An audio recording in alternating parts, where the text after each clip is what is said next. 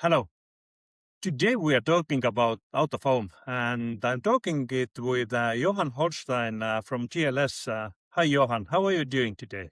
Hi, Andre. Very good. Thank you. Happy to be here. It's nice to talk to you again, and there is also a special reason for that, because recently GLS acquired a French company, Relais Colis. Did I pronounce it somehow okay? I think you pronounce it better than I could have, so very good. Cool. France. Why France? Why a PUDO network? Yeah, so obviously we've been active in the French market for quite some time. Like next to Poland, like years back, still today, the French market is like one of the most mature out-of-home markets. Obviously very pleased with this acquisition. We've already got an out-of-home network in the past, but we were always fully reliant on our partners, including GLS Colis as well. But it's always important to also own your own network. And France was the, let's say, the white spot in our like European portfolio where we did not own our own network. And as of today, we now do own an own network, which is very important because it allows us to actually have the control end to end and therefore improve our services, improve our standing and grow from there. So again, very happy with this acquisition. And they are PUDO network as such. And you are in other countries. You have mainly lockers, but you are also having PUDOs in countries. So what is there in your strategy some kind of ideal mix between PUDO service points and lockers, or how do you see it? Is it market by market, or is there some kind of overall strategy you are having? Yeah. Yeah, so there's always an ideal mix, but this ideal mix, it always evolves over time and it's always changing. In Eastern Europe, obviously lockers are becoming more the norm. In Baltics as well, Nordics. In Southern Europe, Western Europe, this is slowly growing, but it's very clearly it is growing. What we are seeing, there's a strong preference for parcel shops in the Southern European countries, while locker adoption is growing. So typically the strategy that we apply, it's country specific. Again, there's an ideal mix and that mix varies per country. But typically we use the parcel shops as the, let's say, base, the foundation. And then on top of that, we also start to extend the locker networks. We have been doing that in South and Western Europe as well. France will not be different, by the way. And then market per market, we will adjust the speed, adoption, growth according to the needs in that specific market. And that can even be as specific as city-based or region-based. And because this Relais Colis has been open network, you are keeping it in such a way. Yes, 100%. So we're not changing anything at the moment. So the name will stay because it's a well-known name in France. It actually was the very first company that started with the parcel shop network and offering the parcel shop services in the French market. So it's very well established, very well respected. And this is something obviously that we are also proud of and we want to keep it that way. We will also keep it open. At the moment, we ourselves, we use open networks. And therefore we also want to continue to doing so. And that's also a strategy that we're applying wider than just in France. We do believe in the future of open networks. But again, we also believe that you also need to have your own network in countries to at least have this foundation in place. Yeah, I think this is a good strategy because you have to have at least some part of the capacity that you control, because this is the foundation of this business. You have to own some tangible things to operate. Yes. And if you own it end to end, you have better control on not just the cost, but also the customer experience.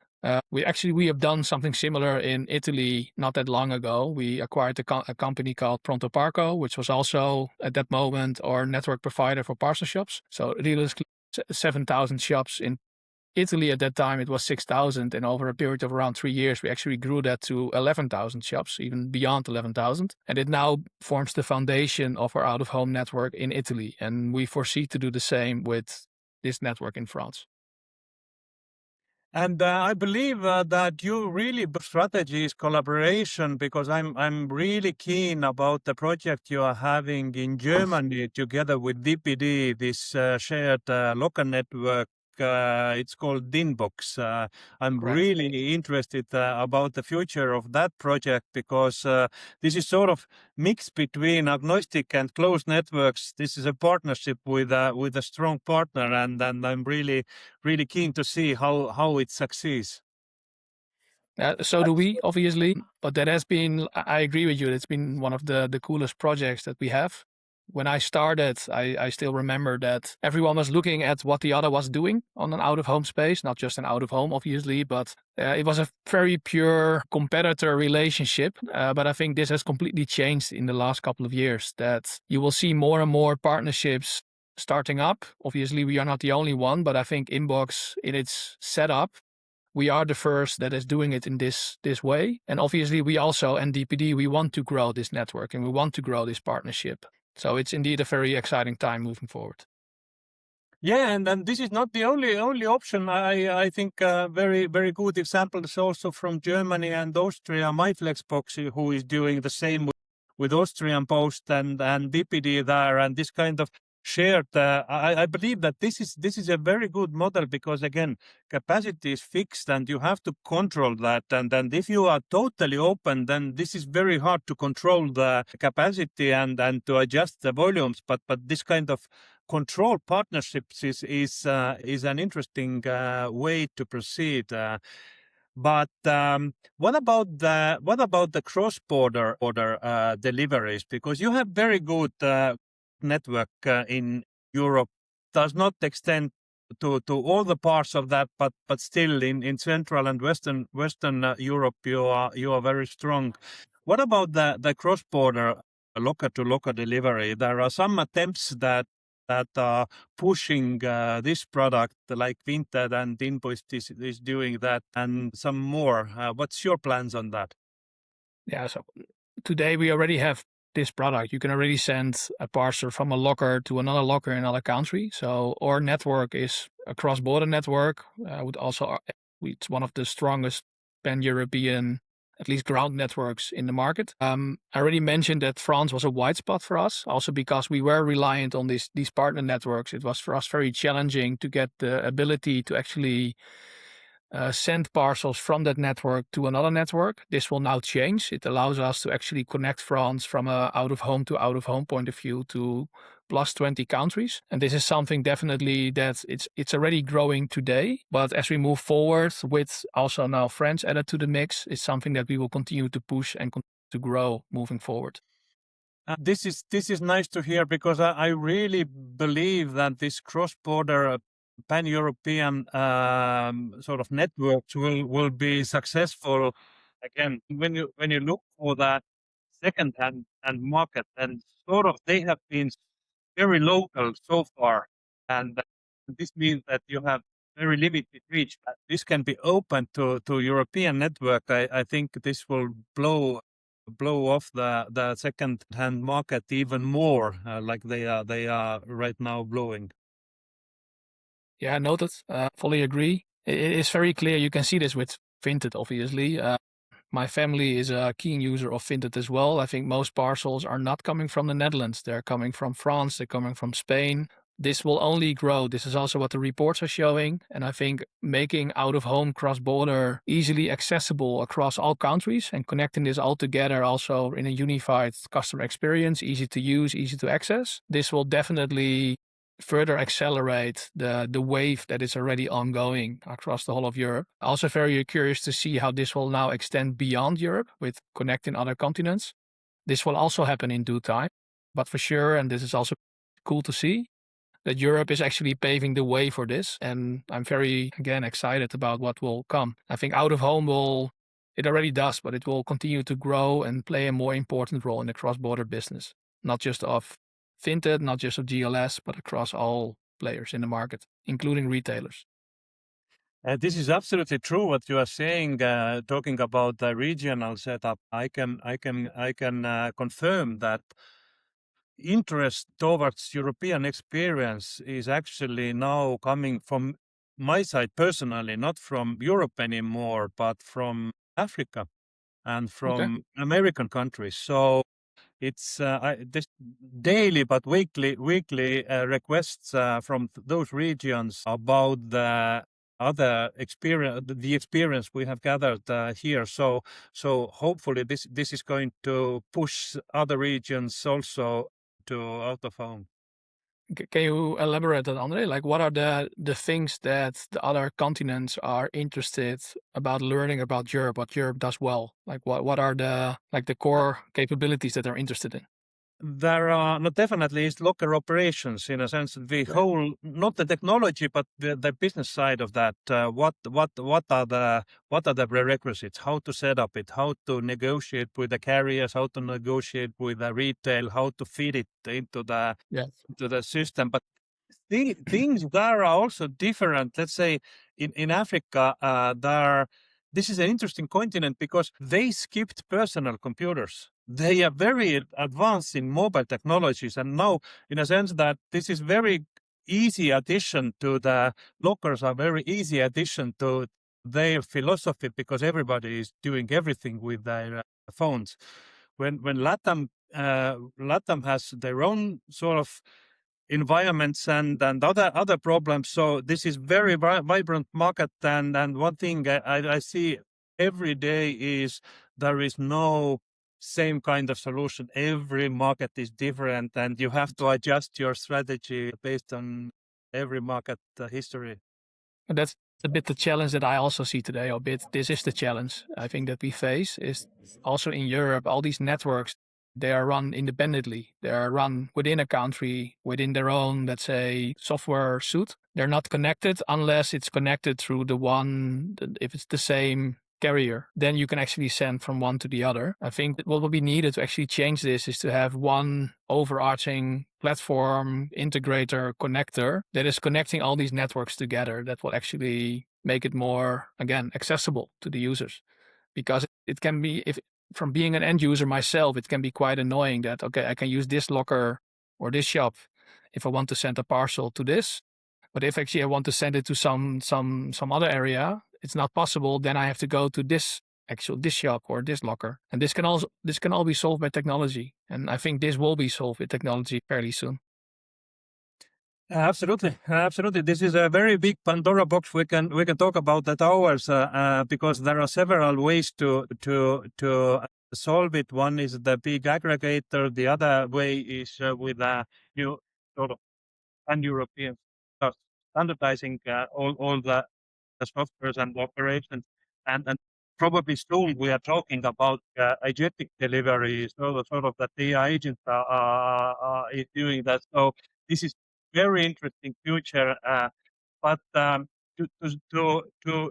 sum it up somehow, let's talk about also the problems. Not even the problems, but what I see the trend is that now everybody is starting doing out of home and the competition is quite high already. And we see it here in Baltics, in every country, but I see it in my home market very clearly. And it ends up with price deflation and margin pressure. Do you see the same in other markets in Europe that the competition is getting higher and it's harder to survive in every market? Obviously, yes. Knowing that you live in the Baltics, you live in one of the most mature out-of-home or most competitive out-of-home markets, right? So I think the other markets are trailing behind, but you can see the writing on the wall that if there's no change, like every market will grow to such a phase, which obviously I think nobody actually wants. We don't want to have a race to the bottom. I think what this will result, obviously, the better ones will succeed while the weaker ones will be eaten by the ones that are stronger. This is typically what then happens in the markets. I do expect that like a cost drive down will not happen everywhere. I find it personally quite interesting that in Poland, that the strongest network InPost, they are not the cheapest. They actually are more premium than the others, and people are more than willing to pay for that because of the convenience, because of the experience. So it also shows that if you have the right product and the right propositioning, you don't necessarily need to be the cheapest to become the biggest. You can also have the best quality or the best experience, and those things go hand in hand. And again, this also changes market per market because not every market has the same demands of the customers. But a race to the bottom, let's see what happens. I think we are in a quite strong position because we are not just a sole out-of-home operator. We also are a home delivery operator, which is more seen as a premium product. I do expect that out-of-home will become like the economy default product. And then you have a standard service with certain add-ons, which are sold for an upsell. That may be paid by the retailer, may be paid by the consignee. But I think if you would do an upsell, then there's also an expectations in terms of the quality. So if you have a premium product for a higher price, the service will also be premium. And people will choose what their preference is. And out of home will be one preference. Home delivery will be one preference. Can be APM, can be shop, can be extended dwell time, can be etc. It can be anything. I think the pricing model, but also the propositioning behind all of this, it will change in the next couple of years. And people will get creative. And creativity will get rewarded in this sense. Yeah, I can only agree with that. Although I'm talking for the lockers and for out of home all the time, I don't exclude home delivery. I agree absolutely. It will stay, but it has to turn into the premium service because it is premium service. It's like a taxi service compared to public transportation, that is locker delivery.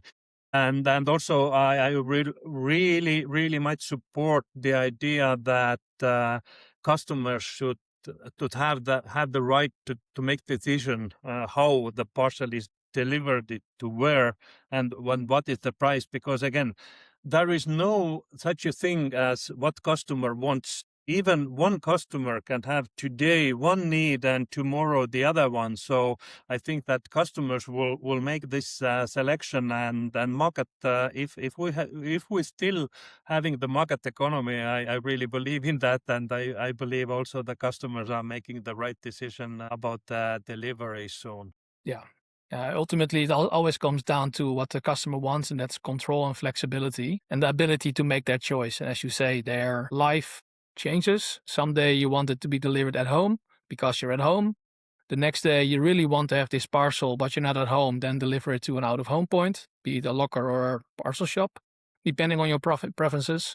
And even that can change day over day. Maybe one day you're driving through whatever city and they're in the neighborhood, then have it delivered there. But I think this enabling and providing this level of flexibility up to such a level of detail, this is where the game will be won. The nice word we use for this is like dynamic orchestration, like give them the orchestration and let them control and steer where they want the parcel and when they want the parcel. That's another thing that also plays into this. That will be key. And in the end, it's the customer that decides. For us, we have two customers, obviously. We have the shipper and we have the consignee, the person picking up the parcel. But ultimately, it's the consignee that decides how things will get delivered. And the retailers, which are our shipper customers, they know this. And we just want to offer the highest level of convenience to both of them. Absolutely, but again, as I said, we can talk about those fine things hours and hours, but we have to wrap it up today for today. So thank you, Johan. It was pleasure to talk about out of home, and congratulations on your French move, and really have a success there. Thank you. Merci.